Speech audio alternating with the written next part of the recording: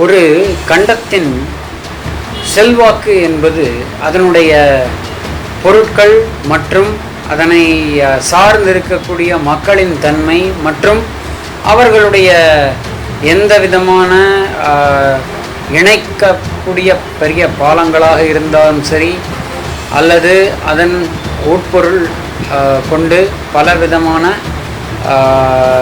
கனிமம் மற்றும் மினரல்ஸ் ஆகிய சொத்துக்களை அங்கிருந்து அபகரிக்கும் ஒரு திட்டம் என்றே சொல்லலாம்.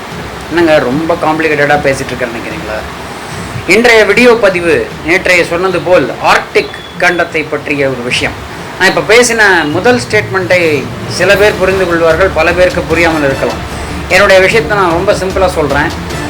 இன்றைய ஆர்க்டிக் பதிவின் தொகுப்பு என்ன அப்படின்னு பார்த்தீங்கன்னா, வெரி சிம்பிளுங்க. ஹிஸ்ட்ரி ஆஃப் ஆர்க்டிக், இதுதான் நாம் பேசப்போகும் டாபிக் இந்த வீடியோவில். அதனுடைய விளைவுகள் என்னன்னு பேசியிருந்தேன். பல கண்டத்தை பல கண்ட்ரிஸ் டிஸ்கவர் பண்ணியிருப்பாங்க.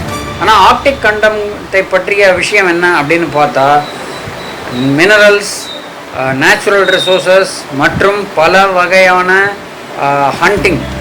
ஹண்டிங்னு சொல்கிறத கடலில் வாழும் ஜீவராசிகளாக இருக்கட்டும், லேண்டில் இருக்கும் விலங்குகளாக இருக்கட்டும், அதையெல்லாம் ஹண்ட் பண்ணி அதுதான் ஆரம்பமாக இருந்தது. அதிலிருந்து ஒவ்வொன்றாக மெச்சூராகி இந்த காலகட்டத்தில் 21ஆம் செஞ்சுரியில் என்ன நடக்குது அப்படிங்கிற பார்க்க போகிற ஒரு அலசல் தான் இந்த வீடியோ. இதை பற்றிய செய்தி தான் நான் முதல் இதில் சொல்லியிருந்தேன். ஸோ சிம்பிளாக சொல்லணுன்னா, இந்த வீடியோ ஹிஸ்ட்ரி ஆஃப் ஆர்க்டிக்கை பற்றி பேச போகிறேன். ரெண்டாவது ஒரு சின்ன குட்டி தகவல் டொனால்ட் ட்ரம்ப்பை பற்றியதாகவும் இருக்கும். இதுதான் இன்றைய வீடியோவின் பதிவு. வணக்கம், நான் பிரகாஷ் பேசுகிறேன், மோட்டிவேஷன் நியூஸ் சேனல். வீடியோக்குள்ளே போகலாம். ஹிஸ்ட்ரின்னு சொன்ன அந்த விஷயத்தை என்னென்னு பார்த்தோம்னா, முதல்ல பார்த்திங்கன்னா ஆர்க்டிக் கண்டம் என்றால் என்ன? ரொம்ப சிம்பிளுங்க. இது ஆர்க்டிக் கண்டம்ங்கிறது ஃப்ரோசன் ஐஸ் உள்ள ஒரு கடல் பகுதி, அவ்வளோதான். இதுதான் ஆரம்பமாக இருந்தது. ஸோ இந்த ஆரம்பத்திலிருந்து ஆரம்பித்த ஒரு விஷயம் நம்ம இதனுடைய ஹிஸ்ட்ரின்னு பார்த்தா கிட்டத்தட்ட ஒரு 30,000 வருடங்கள் முன்பாக செல்லலாம். அப்போ தான் இதனுடைய ஆரம்பமே இருந்தது. 30,000 வருடங்களுக்கு முன்னாடி இருந்த பகுதி ஆர்க்டிக் கண்டம்னா நினச்சி பாருங்களேன். லாஸ்ட் ஐஸ் ஏஜ் 10,000 வருடங்களுக்கு முன்பாக இருந்தது என்று சொல்கிறார்கள். அப்போ பார்த்தீங்கன்னா கரிபோவ் அப்படிங்கிற ஒரு ஏரியாவிலிருந்து நிறைய ஹண்டர்ஸ், வேட்டையாடுபவர்கள் இருந்தார்கள். அப்போ எந்த மாதிரி அனிமல்ஸ் இருந்தது அப்படின்னா, அதெல்லாம் டைனோசர் இரம். அப்போ மேமத்ஸ்னால் சிம்பிளுங்க, இப்போ இருக்கிற யானையுடைய மூதாதையர்னு சொல்லலாம். அதே மாதிரி ஊலி ரைனோசரஸுடைய மூதாதையர்கள் அவங்கெல்லாம் இருந்திருக்காங்க. ஹர்ட்ஸ் ஆஃப் அனிமல்ஸ் நிறைய கூட்டமாக இருந்திருக்கிறது. நார்த் சைபீரியா வழியாக தான் இந்த அனிமல்ஸ் எல்லாம் இந்த ஏரியாவில் வலம் கொண்டிருந்தது அந்த காலத்தில். அப்புறமா தான் மெதுவாக ஹியூமன்ஸ் அடியெடுக்க வச்சாங்க. பேரிங் ஸ்ட்ரெய்ட் அப்படிங்கிற ஒரு இடத்திலிருந்து ஆரம்பித்து நார்த் அமெரிக்கா வரை சென்றார்கள் என்றே சொல்லலாம். ஒரு 1000 வருடங்கள் கழித்து பார்த்திங்கன்னா, இந்த ஆர்க்டிக் கோஸ்ட் அப்படிங்கிற ஏரியாஸ்லாம் நிறைய மனிதர்கள் வாழும் இடமாக அந்த இடத்தை தேர்ந்தெடுத்தார்கள்.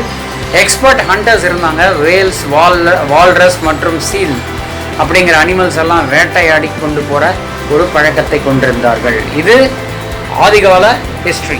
இப்பொழுது மெதுவாக நம்ம லேட்டஸ்ட் ஓரளவுக்கு ட்ரெண்டிங்க்கு வருவோம். ஃபஸ்ட்டு காலனி அப்படின்னு பார்த்தா கிரீக் டைமில் தான் வந்திருக்கு. இந்த ஆர்க்டிக் அப்படிங்கிற பேரே எதுலேருந்து வந்திருக்குன்னா, ஆக்டோஸ் அப்படிங்கிறதுடைய பேர்லேருந்து வந்திருக்கு. இது என்ன அப்படின்னு பார்த்தா பேர், கரடின்னு சொல்லுவோம் இல்லையா, அந்த பேர் கன்ஸ்டலேஷன் அப்படின்னு ஸ்கையில் பார்த்தீங்கன்னா அஸ்ட்ரானமி தெரிஞ்சவங்களுக்கு தெரிஞ்சிருக்கும். பேர் கன்ஸ்டலேஷன் அப்படிங்கிற ஒரு இது கொடுத்துருப்பாங்க. ஸோ அதை பேஸ் பண்ணி தான் ஆர்க்டோஸ் அப்படின்னு சொல்லி அது ஆர்க்டிக்காக மருவியது. இதுதான் அதோடைய ஹிஸ்ட்ரின்னு சொல்லலாம். 12th செஞ்சுரிக்கு வந்தோன்னா அப்படியே மெதுவாக ஃபார்வர்டு வந்துட்டுருக்கோம். ரஷ்யாவில் இதை பற்றிய ஆர்க்டிக் கண்டத்தை பற்றிய எக்ஸ்ப்ளரேஷன் மற்றும் காலனி, நார்த் சைபீரியன் காலனிஸை பற்றி சில விஷயங்களை அவங்க டிஸ்கவர் பண்ண ஆரம்பித்தாங்க. இது அப்படியே முன்னேறி 17வது செஞ்சுரியில் பார்த்திங்கன்னா ரஷ்யன் எம்பையர்லேயே இந்த சைபீரியாவாக இருக்கட்டும், ஆர்க்டிக் கண்டமாக இருக்கட்டும், அது ஒரு பகுதியாகவே ஆயிற்று. இதுக்கு முன்னாடி சும்மா கொஞ்சம் பின்னாடி போனால் 1500களில் யூரோப்பியன் எக்ஸ்ப்ளோரர்ஸ் என்ன பண்ணினாங்கன்னா நார்த்து பகுதி, இந்த ஆர்க்டிக் கண்டத்தின் நார்த்து பகுதிக்கு எப்படியாவது நம்ம ட்ராவல் பண்ணி அந்த ஏரியாவெல்லாம் கைப்பற்றணும் அப்படிங்கிற ஒரு இதில் போயிருந்தாங்க. சில நேட்டிவாக அங்கே இருக்கிறவங்கள கூட கைப்பற்றி இது எங்களுடைய ஏரியா தானே ஒரு ப்ரூஃப்ங்கிற மாதிரி அந்த மாதிரி சில அரசியல் ஓடிட்டு இருந்தது. இதற்கு அப்புறம் தான் ரியலான ஒரு விஷயம் ஸ்டார்ட் ஆச்சு. ட்ரேட் ரூட்ஸ் எப்போ பிஸ்னஸ்ன்னு பார்க்க ஆரம்பித்தாங்களோ அப்போ தான் சீரியஸ் ஆக ஆரம்பித்தாங்க. வால்ரஸை வைத்து ஐவரி, அதிலிருந்து கிடைக்கும் ஐவரி, சீல் அப்படிங்கிற ஒரு கடல் வாழ் பிராணி, அதனுடைய தோல் மற்றும் அதனுடைய அந்த ஃபர்ன்னு சொல்லுவாங்க இல்லையா, அதை பற்றிய ஒரு ட்ரேடிங் நடக்க ஆரம்பித்தது. யூரோப்பில் நடந்தது மிடில் ஏஜில் அந்த டைம். அதுக்கப்புறமா ரூலர்ஸுக்கெல்லாம் ரொம்ப ரொம்ப காமன் இந்த போலார் பேர்ஸ் இருக்கு இல்லையா, அதை வந்து ஒரு பரிசாகவே கொடுத்துருக்கிறார். ஹென்ரி III அப்படிங்கிறவருடைய இதில் பார்த்தீங்கன்னா டவர் ஆஃப் லண்டனில் இந்த பரிசு பொருட்கள்லாம் இன்னமும் வைக்கப்பட்டிருக்கிறது. ஆர்க்டிக் எக்ஸ்ப்ளரேஷன் வந்து 16வது செஞ்சுரியிலேருந்து ஆரம்பிக்கப்பட்டது அப்படிங்கிறது தான் வந்து அதனுடைய ஒரு சிறு ஹிஸ்ட்ரியாக இருக்கிறது. ஆர்க்டிக் சீயை வந்து கண்டுபிடிக்கணும்னு சொல்லி அட்லாண்டிக்லேருந்து ட்ராவல் பண்ண ஆரம்பித்தாங்க.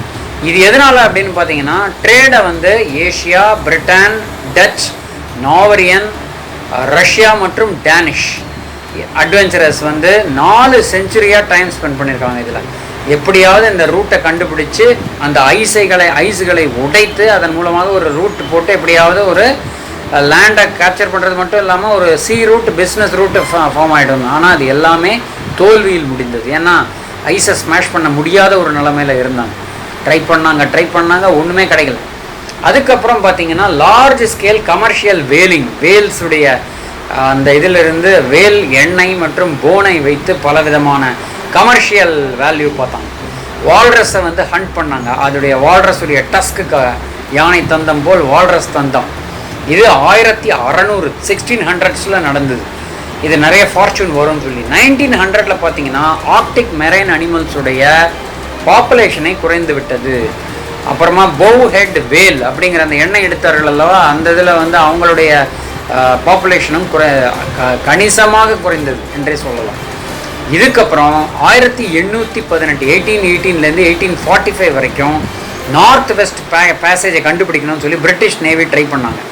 இந்த டைம் வந்து பார்த்திங்கன்னா நிறைய முயற்சிகள் மேற்கொள்ளப்பட்டு 15 ரெஸ்கியூ எக்ஸ்பெடிஷன் ட்ரை பண்ணி அனைத்துமே தோல்வியில் முடிந்தது. ஃப்ராங்க்லின் அப்படிங்கிற சர் ஜான் ஃப்ராங்க்லின் அப்படிங்கிறவர் ஒரு கூட்டமாக போயிருந்தார். அவர் பெரிய பிரிட்டனில் உள்ள ஒரு பெரிய மனிதர் என்றே சொல்லலாம். அவர் காணவில்லை என்ற செய்தி வந்தவுடன் முதல் முறையாக அமெரிக்கா களத்தில் இறங்கியது. அதுக்கப்புறம் தான் இந்த வேல் எண்ணெய் அப்படிங்கிறது 1867 அந்த காலகட்டங்களில் பயங்கர பிரபலமாக இருந்தது. அப்போது ரஷ்யன்ஸ் வந்து அந்த மாதிரி ஒரு காலகட்டத்தில் டாமினேட் பண்ணிக்கிட்டு இருந்தாங்க. 1878 பார்த்தீங்கன்னா ஃபினிஷ் ஸ்வீடன் சேர்ந்த சயின்டிஸ்ட் அடால்ஃப் எரிக் நாஸ்ட்வோல்ட் அப்படிங்கிறவர் வந்து நார்த் ஈஸ்ட் பக்கம் ஃபஸ்ட்டு டைமாக ஒரு பாதையை ட்ரை பண்ணியிருந்தார், ஓரளவுக்கு வெற்றிகரமாக. அப்புறம் நார்த் வெஸ்ட் பகுதியில் பார்த்தீங்கன்னா நார்வேனியன் எக்ஸ்ப்ளோரர் ரொவால்ட் ஆமுண்ட்சன்கிறவர் வந்து 1903லேருந்து 1906 வரைக்கும் நார்த் வெஸ்ட் பகுதிக்கு ஒரு பாதையை கண்டுபிடித்து விட்டார். இதெல்லாம் தான் வந்து பார்த்திங்கன்னா நம்மளுடைய ஹிஸ்ட்ரின்னு சொல்லலாம் ஆர்க்டிக் கண்டத்துக்கு. ஸோ இதுக்கப்புறம் 19th செஞ்சுரி முடிந்தவுடன் பார்த்திங்கன்னா வந்து நிறைய மினரல் ரிசோர்ஸஸ் இருந்ததுன்னு ஃபஸ்ட்டு டைம் தெரிய வந்தது. அதுக்கப்புறம் 1890s கிளாண்டிகே கோல்ட் ரஷ், அலாஸ்கா மற்றும் யூகான் வந்து ஆயிரம் மக்களை இந்த ஆர்க்டிக் கண்டத்திற்கு வர வைத்தது. கண்ட்ரிஸே வர ஆரம்பித்தாங்க. இதுதாங்க நம்மளுடைய ஆர்க்டிக் கண்டத்தில் ஒரு சிறு இதுன்னு சொல்லலாம். அதுக்கப்புறம் வேர்ல்டு வார் வந்தது. எல்லாரும் சேட்டலைட்ஸ் மற்றும் ஸ்பேஸ் ஸ்டேஷன்ஸ்லாம் போட ஆரம்பித்து பிரபலமான ஒரு விஷயம்.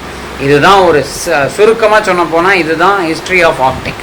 இப்போ இரண்டாவது பக்கத்துக்கு வருவோம். இரண்டாவது பார்ட் ஆஃப் த வீடியோ நான் சொன்ன மாதிரி இவர் ட்ரம்ப் வந்து என்ன பண்ணியிருந்தார் அப்படின்னா G7 சம்மிட்டை வந்து கொஞ்சம் டிலே பண்ண போகிறாரு. அதில் வந்து இந்தியா மற்றும் ரஷ்யாவை இன்க்ளூட் பண்ணலாம் அப்படிங்கிற ஒரு செய்தியை தெரிவித்திருக்கிறார். இது ஒரு பெரிய இது இல்லை, செப்டம்பரில் நடக்க போகுதுன்னு சொல்கிறாங்க. எவ்வளோ தூரம் டிலே ஆகுங்கிறது பொறுத்து இருந்தால் பார்க்கணும். வியூவர்ஸ் சப்ஸ்கிரைப் பண்ணிக்கோங்க. கமெண்ட்ஸ் எல்லாம் வந்து கமெண்ட் செக்ஷனில் தயவுசெய்து போடுங்கள். இன்ட்ரெஸ்டிங் டாபிக்ஸோட மீண்டும் வருகிறேன். நன்றி, வணக்கம்.